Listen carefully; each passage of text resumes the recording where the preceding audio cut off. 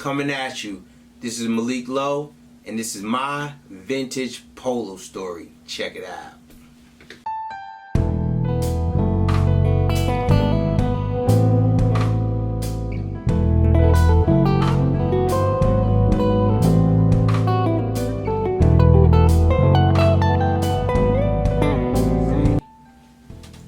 My year I got into low, I always been into fashion, you know.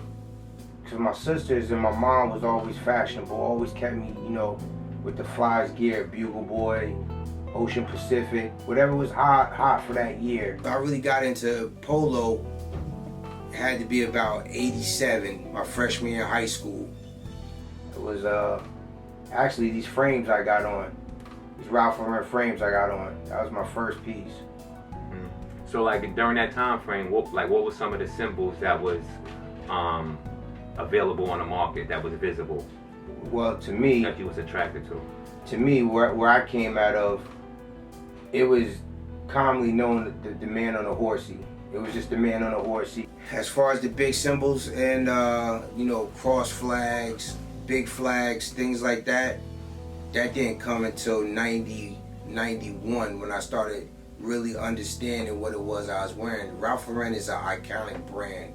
Just to wear his brand back in the day kind of showed, it gave you a status of you made it. You know what I'm saying? Like the Jeffersons or what's the cat's names? Arnold and his brother Dudley. You know what I'm saying? So it kind of gave you a status of you was there just wearing that horsey symbol. So like that was like in 91. So like at this current time now, do you consider yourself a casual buyer or a real serious collector when it comes to the vintage pieces? I mean, my position now, 2020, 22, 23, I think just collecting is in me, because I don't just collect clothes, Ralph Lauren. You know, I also like doing a lot of technical things, cameras, computers, things of that such. So being a collector is just in me in general, and that's just the tech in me. But as far as the clothes and the Ralph Lauren, I'm not so much as heavy as I used to be into it, but I still keep things around for nostalgic reasons. So like as far as just like your personality and like you your characteristics as a person, like how do you make the vintage low pieces like relatable to your personality and your character? Like how does it like match each other? Well, honestly, you know, when I first got into it, it was more or less get the hottest piece that was there. It wasn't all about, you know, finding that outfit to match or whatever was hot at the moment. That's what I grabbed and that's what I was able to obtain. Then I started putting things together. It wasn't like I went into the stores and was like, I want to get this sweater because it matches with this shirt, or this shirt because it matches with these jeans. No, I just took what was hot. And then when I got home, I started putting things together. So it was kind of like, you know what I'm saying, I transformed into something else. It was just so I could create my own style. I didn't want to look like a mannequin. I wanted to recreate the mannequin and become with my own style than what everybody else was wearing. So when it comes to vintage polo, like what are some of your standards when it comes to the conditioning of the garments? The conditioning? Yeah. I mean, it's just within this game that we're in now, this Ralph Lauren game, from resellers to collectors. If you want to get in this game, your piece has got to be at an A1 standard. No eats, no rips, no holes. But you know, if you know how to take care of your stuff, then through time it will last. Not only that, but Ralph Lauren, these high-end brands, when they first came out in the 80s and the early 90s, their manufacturing companies was made in the US, so their fabrics was made completely different than what it is now, because everything is being outsourced. So you could have something from 78, 79, 80, and it still looks pristine to this day if you took care of it, bagged it, took it to the dry cleaner. But to be honest with you, I was never one of those type of people that was like, I'm just gonna take care of my stuff. I just went out and got another one. So I see you definitely holding, you know, a big collection, a large collection of vintage pieces. What do you say is like the value of one of your pieces, one of your favorite pieces in your collection? I think one of my favorite pieces I have in my collection is actually it's two of them, and it's just, I think it's more or less the symbolism, not so much the look of them. The first one is the Ralph Lauren green knit flag, the American flag, and then the other one is the I guess you would call it a royal blue Polo USA down the arm sweatshirt. That specific color blue is hard to find and hard to obtain. Those two. So like, what do you say the value is on either one of those pieces as far as like a price point? I mean, in today's market, yeah. Like considering, you know, as far as like the time when it came into your collection, when you first got your hands on it, up until now. Brand new, that green knit flag, I know it retailed at around 185, 200, somewhere around there. Now, you could probably find somebody that'll come up off of it for about 100, 150, because the market, since Ralph Lauren dropped the retros and came back out, a lot of people are looking for the new stuff instead of getting the old stuff. They'll say, why have the old stuff when I can just have the new stuff? So that kind of killed the market.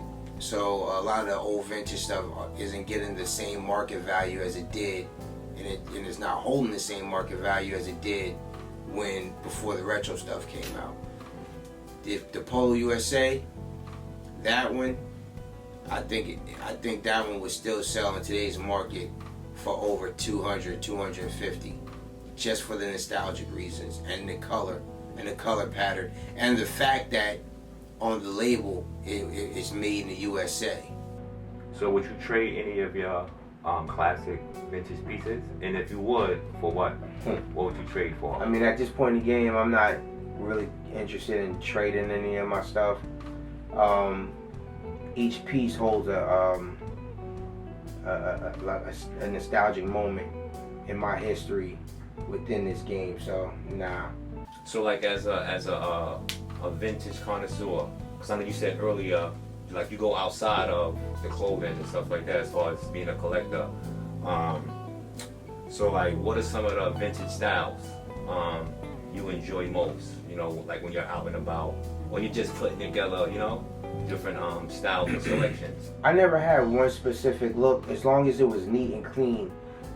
I like a lot of the knit sweaters, just because of they just fit comfortably on me. And also, I've always been into sweatshirts ever since Champion hoodies, Champion sweatshirts, Asics sweatshirts. I've always been into sweatshirts. So something loose that's not so much hugging me and tight, I can feel comfortable in. Those are the things I really like to wear. But sometimes, you know, I can also change it up according to whatever the moment calls for. Button-ups, collar shirts, I like those too. So like in the current day of the culture, it's a lot of talk about retro this and retro that. So define, like, what's the difference between retro and vintage? I mean, like from your point of view. Retro is just a remake of the original. It's kind of like, it's like music, you know. You can have a song that a rap song that someone did in now the 2000s, but it's not going to be the original song. You can take a song from the Whispers, the Commodores, P-Funk from the 70s and 80s and remake it, but it's not going to be the same thing. It can come close, but it'll never beat the same thing, the original. Let's just go back to the beginning for a second. As far as you coming into contact with all these classical low vintage pieces, so like what are some of the places, or where are some of the places you used to get these pieces from? Department stores, thrift stores, eBay? When I first started, yeah, I just went straight to department stores. Back in my day, you had A&S, Bamberger's, then it switched over to Macy's, Filing's Basement, TJ Maxx. Used to find a lot of stuff in TJ Maxx. I mean, TJ Maxx used to hold stuff that people would die for to this day, like right there. Marshalls was also a big player. Bloomies, Saks Fifth, Nordstrom's used to be a top holder. So mostly department stores and high end. I don't want to call them thrift stores, but high end, I'd say second class stores. That would consider that a Marshall or a TJ Maxx. I was never into doing thrift stores. Never going into the Salvation Army. Never doing the thrift type of things. And that's not to say you couldn't find some items in there, but I was just never, that was never my style, my go-to. And as far as like distance, how far would you travel to get your hands on the pieces that you desired? Man, listen, when I first started, I used to go as far as Virginia. I had a brother that used to go to school in Virginia. And coming from Jersey, New York area, I used to go down to Virginia. I went up to Boston, Massachusetts. I used to go out to as far as Lancaster, Pennsylvania, King of Prussia, Pennsylvania. And mind you, this was all when I didn't even have a driver's license. I didn't even drive. So just making my way, either getting rides or taking a bus. If you knew that they had certain things that you wanted, you'd find it and go get it. Traveling was a big part of the forte, your daily business. Yeah, absolutely. Yeah. I mean, because you're only going to get but so much of what's in your specific area. And then God forbid if other people are up on the same thing, then they're going to want the same thing too. So you never want to look like this. You never want to show out at someplace and then somebody else had the same thing you got. So if you go to someplace else and they got something that no one else got because they haven't been there, you were the first one to have it. So what you say, as far as your vintage polo collection, is it quality over quantity, or vice versa? I think everything has always been quality over quantity, and no matter what I did. Yeah. So what would you say separates you from any other collector that's out there representing or into the same type of lifestyle? Honestly, that's kind of that's a good question. I don't think anything separates me from an average collector. I think I would say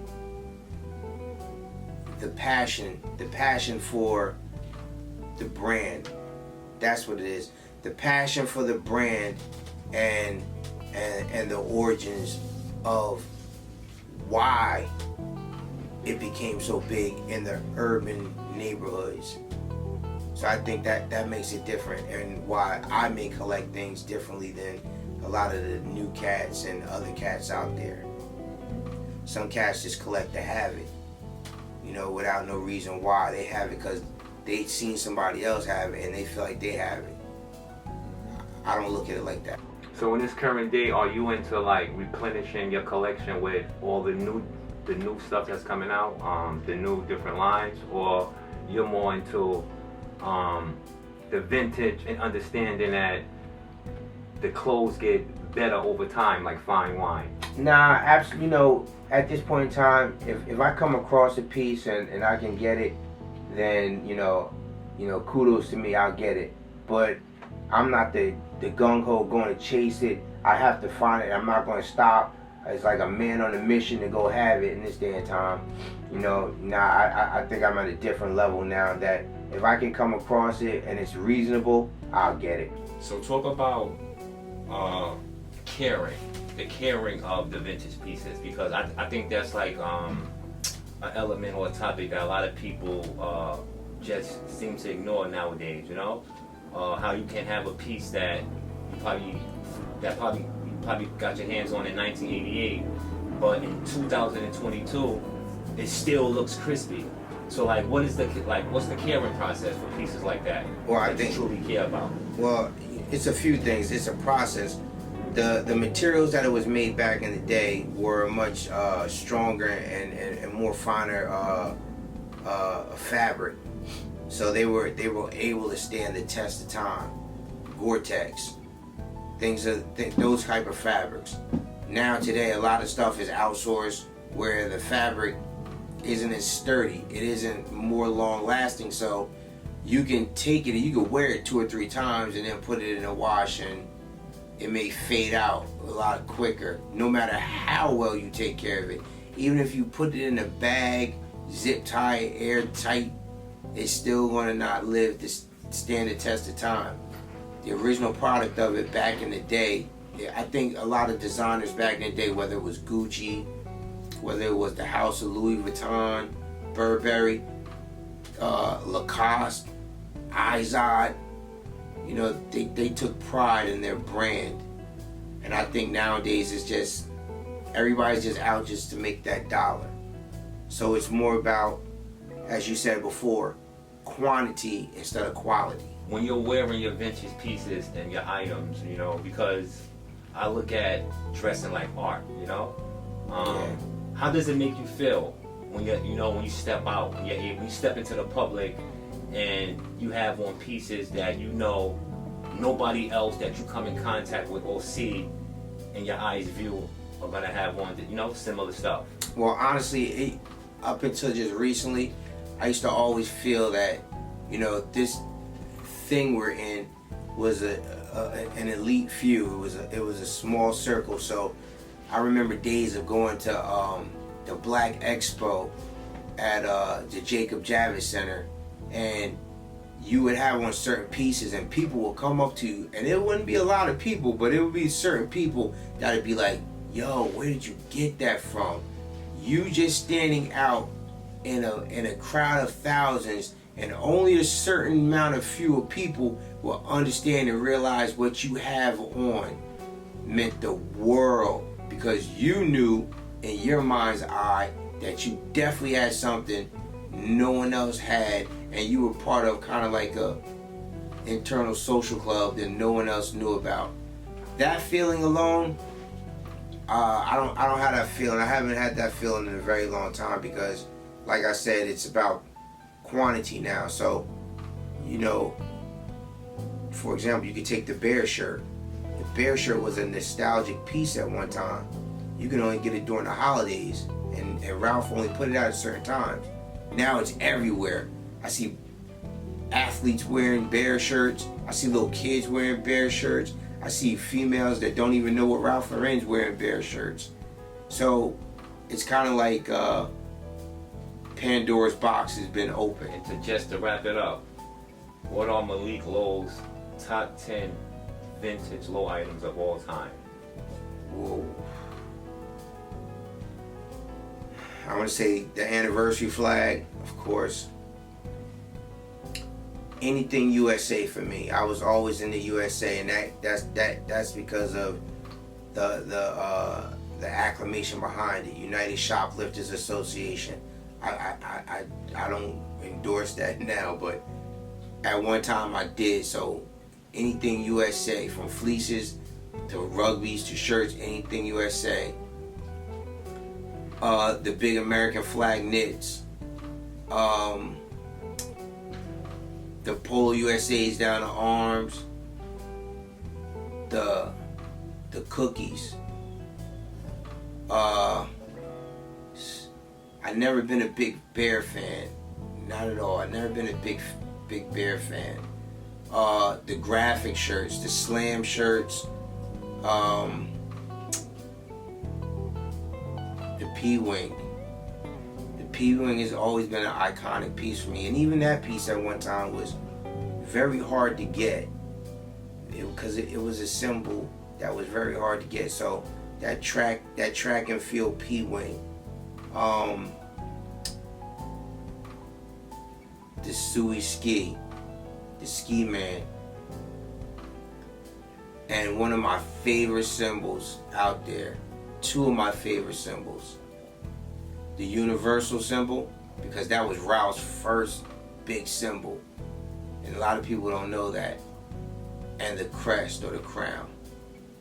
So those are my 10.